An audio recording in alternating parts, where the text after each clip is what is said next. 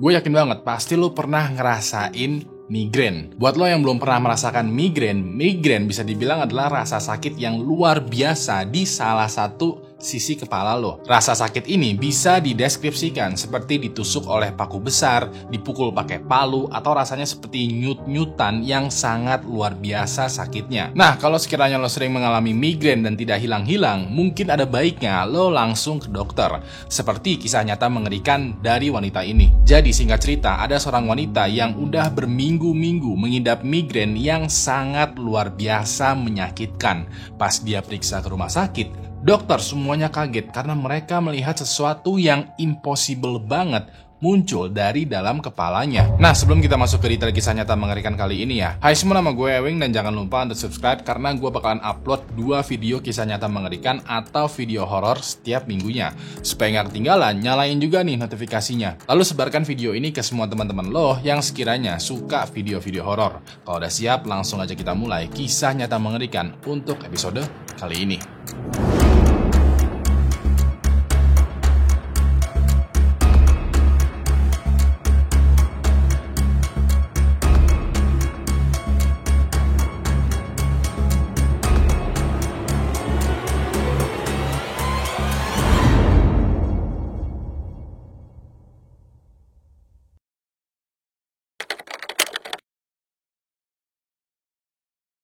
Pada tanggal 25 Mei tahun 2017, ada seorang wanita bernama Nicole Gordon berusia 42 tahun yang berasal dari kota Atlanta, Amerika Serikat sedang duduk di kursi mobilnya. Pada momen ini, dia lagi duduk di depan setir mobilnya dalam keadaan kondisi setengah sadar. Pas itu, dia melihat dashboard mobilnya ternyata banyak banget pecahan kaca mobil. Ketika dia lagi ingin mencerna apa yang sebenarnya terjadi, tiba-tiba aja muncul rasa seperti nyut-nyutan yang luar biasa sakit dari kepalanya.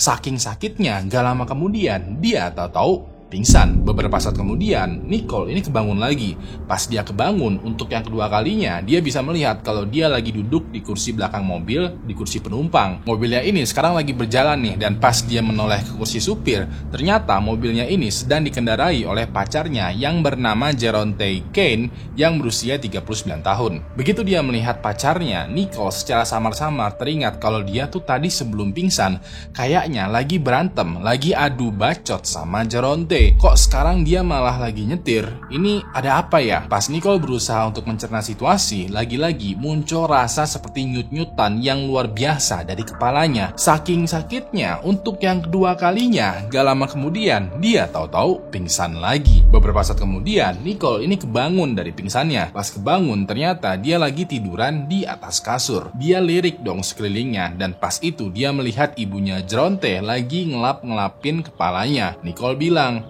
"Wah tante, kepalaku sakit banget nih. Ini ada apa ya? Apa yang sebenarnya terjadi?" Ibunya Jeronte lalu cerita, "Tadi beberapa saat lalu, Jeronte datang ke sini sambil ngebopong kamu. Jeronte bilang kalau tadi kamu tuh baru aja mengalami kecelakaan mobil pas lagi berantem dengan dia.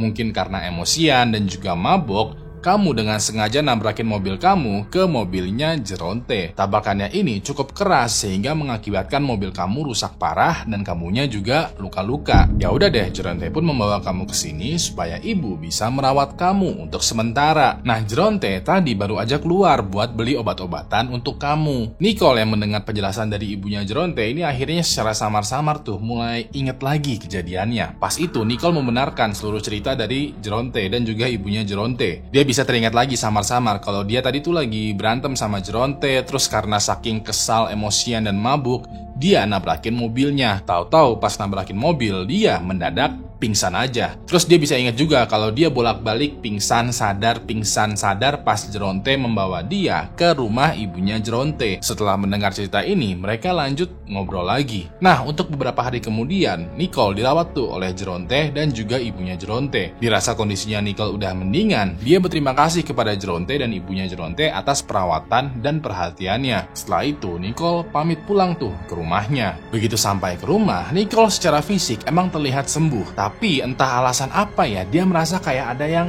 salah dengan dirinya.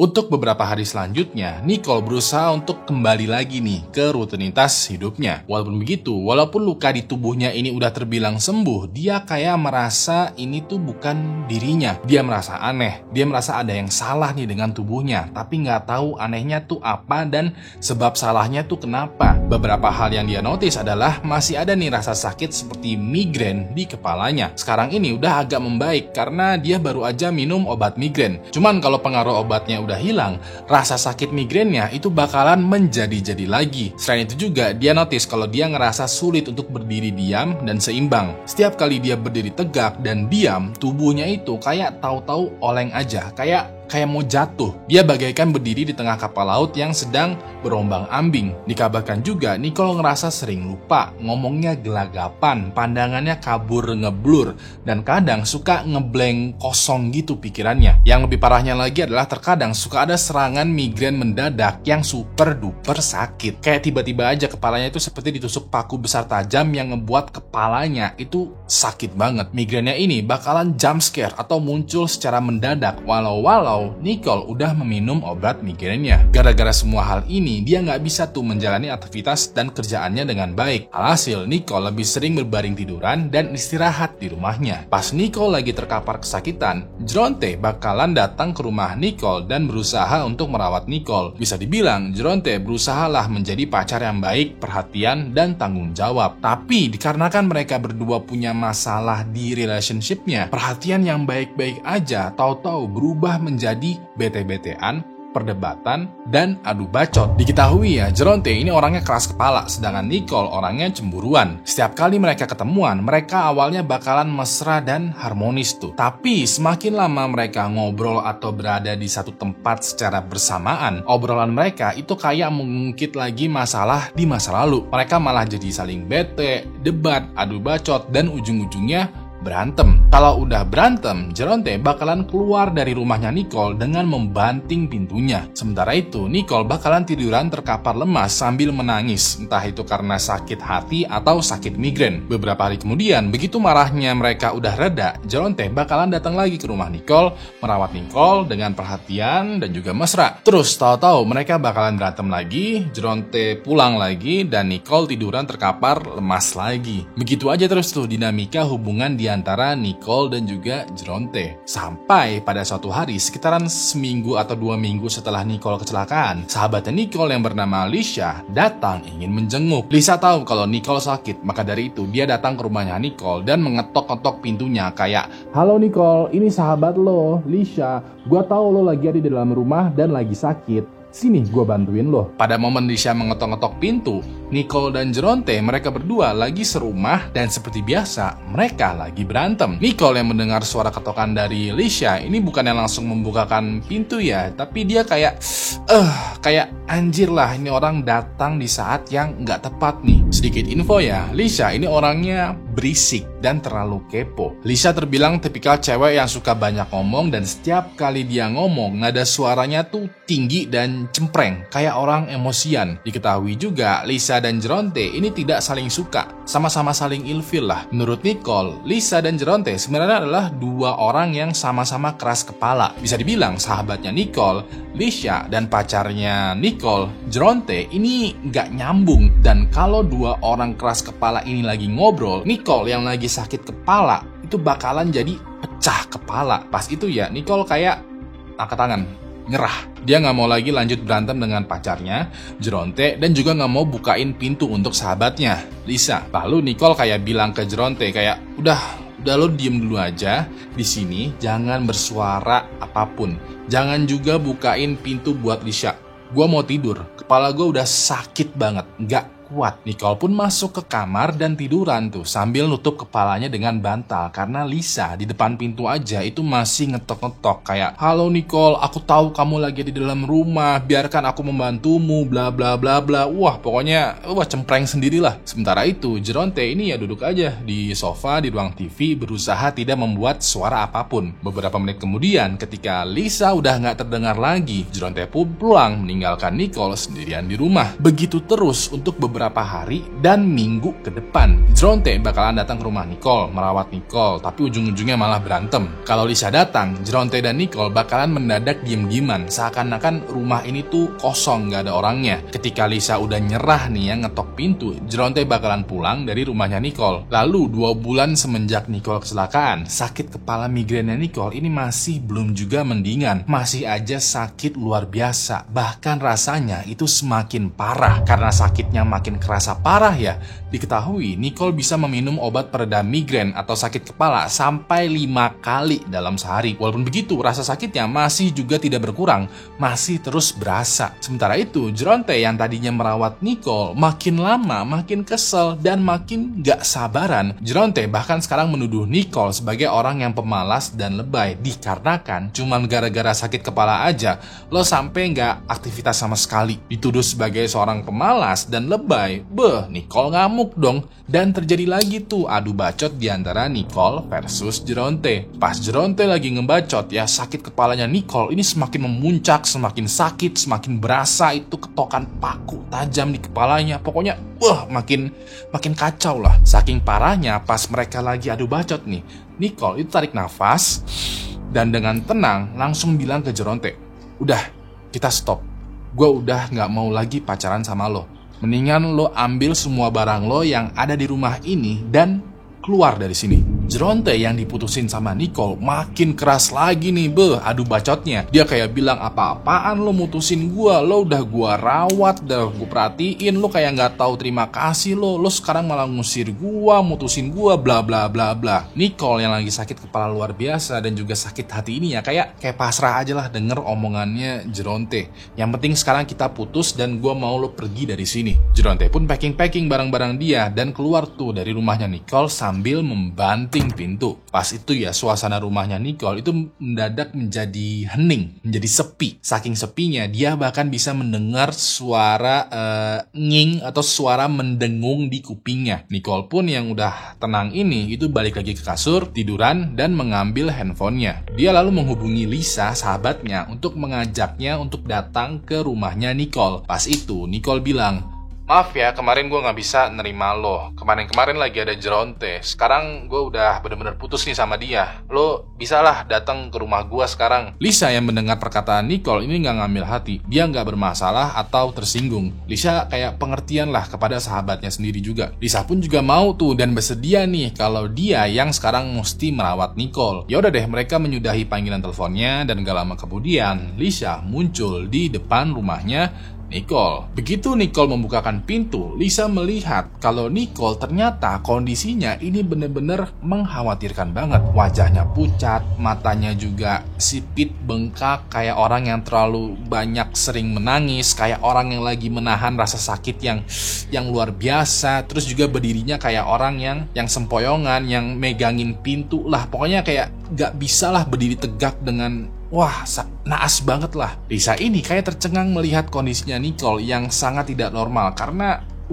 lu di luar ekspektasi gua nih. Nicole pun mempersilahkan Lisa untuk masuk, tapi Lisa menolak. Lisa waktu itu bilang, "Kayaknya kita mesti segera deh ke rumah sakit." Nicole langsung menolak tuh ajakan Lisa. Nicole bilang, Enggak apa-apa. Paling setelah minum obat, rasa sakitnya tuh mereda." Lisa karena dia keras kepala, dia kayak bilang, Enggak. Kita harus segera ke rumah sakit. Sakit kepala lo itu tuh udah nggak normal dan mesti diperiksa oleh dokter." Nicole yang paham betul maksudnya Lisa yang udah keras kepala ini ya kayak, "Ya udahlah, pasrah aja lah. Ya udah yuk ke rumah sakit juga deh, karena ya ini sakitnya makin lama makin parah, terus juga obatnya udah nggak mempan lagi nih. Jadinya kalau ke rumah sakit ya pasrah aja lah." Begitu sampai di rumah sakit, dokter langsung memeriksa Nicole. Lewat serangkaian tes dan juga observasi, dokter waktu itu tercengang karena mereka menemukan sesuatu yang nggak seharusnya ada di dalam kepalanya Nicole. Sesuatunya ini sangat-sangat mengerikan sampai-sampai Nicole yang lagi terbaring lemas di kasur rumah sakit ini didatengin dong oleh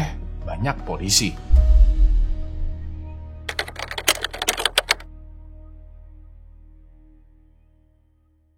Jadi pas Nicole dan Lisa udah di rumah sakit, awalnya dokter menanyakan perihal sakit yang dirasakan Nicole. Nicole menjelaskan kalau sumber sakitnya itu semuanya ada di kepala karena selama ini kurang lebihnya 2 bulan terakhir lah ya, dia tuh mengidap migrain yang semakin lama semakin parah. Dokter awalnya mendiagnosis kalau Nicole mengalami gejala stroke. Namun setelah Nicole di ronsen dan juga di CT scan, hasilnya adalah dokter menemukan sesuatu objek di dalam kepalanya Nicole. Dokter mengira kalau apa yang ada di dalam kepalanya Nicole itu adalah pecahan kaca mobil. Secara migrainnya Nicole ini muncul setelah dia mengalami kecelakaan mobil yang tadi gua ceritakan di awal video. Tapi setelah dilihat baik-baik, dokter langsung menghubungi polisi karena yang tertanam di kepalanya Nicole ini bukanlah pecahan kaca mobil, melainkan peluru. Polisi pun datang dan langsung menginterview Nicole karena besar dugaan Nicole merupakan korban dari percobaan pembunuhan. Investigasinya pun dilakukan dan berikut adalah hasilnya. Kita flashback dulu nih ke awal banget, ke momen sebelum Nicole kecelakaan mobil. Jadi pada tanggal 25 Mei tahun 2017, Nicole dan Geronte lagi di dalam mobilnya Nicole. Mereka lagi perjalanan pulang sehabis berkunjung ke party di salah satu rumah teman mereka. Pas di perjalanan ini, mereka berdua berantem dikarenakan pas party, Nicole ngelihat Geronte lagi godain cewek lain. Selama perjalanan di dalam mobil, ya mereka berdua adu bacot lah. Sesampainya di depan rumahnya Nicole dan Geronte sama-sama lagi panas nih dan setuju kalau mereka berdua sebaiknya putus aja. Ya udah deh, Nicole yang lagi duduk di kursi supir mobil nih ya melihat Geronte itu keluar dari mobil dan masuk ke rumahnya Nicole. Gak lama kemudian Geronte keluar lagi sambil bawa barang-barang kepunyaan dia. Setelah itu Nicole melihat kalau Geronte itu masuk ke dalam mobilnya Geronte. Kebetulan di jalanan depan rumahnya Nicole, mobilnya Geronte dan mobilnya Nicole ini lagi persis parkir depan-depanan. Jadi posisinya seperti ini. Nicole yang lagi duduk di mobilnya itu ada di belakang, ada di sini ya. Dan Geronte yang udah masuk di mobilnya dia sendiri itu ada di depan. Jadi mobilnya Geronte di depan, mobilnya Nicole itu di belakang. Nicole yang mungkin lagi frustasi atau lagi membutuhkan pelampiasan emosinya, itu nyalain mobilnya dan ngegas sedikit. Alhasil mobilnya Nicole sekarang nyenggol atau nyundul sedikit mobilnya Geronte. Nicole pun mundurin lagi tuh mobilnya. Geronte yang gak terima mobilnya disundul, dia juga nyalain mobilnya, ngegas sedikit lalu mundurin mobilnya, nyenggol balik mobilnya Nicole. Tapi Geronte itu mundurin mobilnya agak cepat, agak keras, sampai-sampai bumper depan mobilnya Nicole dan bumper belakang mobilnya Geronte ini penyok banget. Kaca mobilnya Nicole juga ikutan pecah karena ya tabrakannya tuh cukup keras. Nicole shock dong dengan mobilnya yang cukup hancur karena ditabrak oleh Geronte. Pas itu dia melihat Geronte keluar dari mobilnya dan berjalan menuju ke Nicole yang lagi duduk di kursi mobilnya sendiri. Nicole mengira kalau Geronte bakalan marah-marah lagi nih, bakalan ada adu bacot lagi nih, bakalan ada ronde kedua nih. Tanpa diduga ternyata Geronte mengeluarkan pistolnya dan langsung menembak Nicole persis di kepala. Nicole pun yang terkena tembakan di kepala langsung tidak sadarkan diri. Geronte ini diam sebentar karena sekarang dia telah membunuh pacarnya sendiri, Nicole. Walaupun begitu, entah karena keajaiban apa, Nicole yang dikiranya sudah meninggal gara-gara ditembak kepalanya, ini mendadak terbangun. Pas kebangun, Nicole ini celingak-celinguk kayak orang bingung, kayak orang yang gak tahu arah. Gak lama kemudian, Nicole merasakan rasa sakit yang luar biasa di kepalanya dan tahu-tahu pingsan. Pas pingsan ininya, Geronte memindahkan Nicole ke kursi belakang dan langsung pergi ke rumah ibunya Geronte. Begitu sampai di rumah ibunya Geronte, ibunya nanya dong kayak, loh ada apa ini? Kok Nicole tidak sadarkan diri? Kok kepalanya ada darah? Geronte dengan 1001 alasan bilang kalau Nicole baru aja kecelakaan karena dia mengemudikan mobil pada saat dia lagi mabok. Ibunya Geronte yang nggak tahu apa-apa, ya berusaha dong nolongin Nicole. Sampai di sini, kalau lo belum ngudeng, bisa dibilang Nicole itu tidak mengalami kecelakaan. Kecelakaan yang diceritakan Geronte itu semua adalah kebohongan. Itu semua adalah cerita buatannya Geronte. Pada kenyataannya, yang sebenarnya terjadi adalah Geronte berusaha membunuh Nicole dengan menembak kepalanya. Tapi entah karena keajaiban apa, Nicole tidak langsung meninggal, melainkan hidup dan hilang ingatan. Yang diingat Nicole adalah ya dia lagi berantem, lalu dia nyundul mobilnya Geronte nyundul balik mobilnya Nicole, dan tahu-tahu Nicole pingsan. Pas bangun, Nicole tahu-tahu ada di rumahnya ibunya Geronte lagi dirawat sama beliau. Nah, setelah selesai dirawat ibunya Geronte, selama 2 bulan selanjutnya, Nicole mengalami migrain yang super duper sakit dan gejala lainnya dikarenakan peluru yang ditembakkan Geronte itu masih tertanam di kepalanya. Setelah membuat kasus, mengumpulkan bukti dan juga saksi, polisi pun akhirnya menangkap Geronte. Dia pun didakwa atas dasar percobaan pembunuhan dan dihukum selama 25 tahun penjara. Sementara itu ya, Nicole yang di kepalanya masih tertanam peluru itu melakukan perawatan dan pemeriksaan lebih lanjut. Sayangnya, dokter berkesimpulan kalau mereka tidak bisa melakukan operasi pengangkatan peluru. Mereka bilang kalau operasinya dilakukan, maka operasinya ini bakalan penuh dengan resiko dan kemungkinan besar akan berakibat fatal. Hal ini terjadi karena pelurunya ini udah kayak menyatu gitu dengan jaringan otaknya Nicole. Alhasil, Nicole mau nggak mau harus menerima fakta hidup bahwa ada peluru di dalam kepalanya. So, itu tadi adalah alasan kenapa lo mesti pergi ke rumah sakit dan minta diperiksain kalau lo sering mengalami migrain yang luar biasa. Karena bisa jadi ada peluru di dalam kepala lo. Gue mau berterima kasih banget buat lo semua yang udah nonton video ini dari awal sampai habis, terutama juga kepada member dari Anti Halu Halu Club. Yang mau ikutan join membership Anti Halu Halu Club, klik aja tombol join di bawah ini atau link yang ada di deskripsi. Kalau sekiranya lo masih butuh asupan video horor, lo bisa kunjungin video yang ada di sebelah kanan, karena di sana gue bercerita tentang 3 kisah nyata mengerikan dari internet. Terakhir, nama gue Ewing dan sampai jumpa lagi di kisah nyata mengerikan selanjutnya. Good night.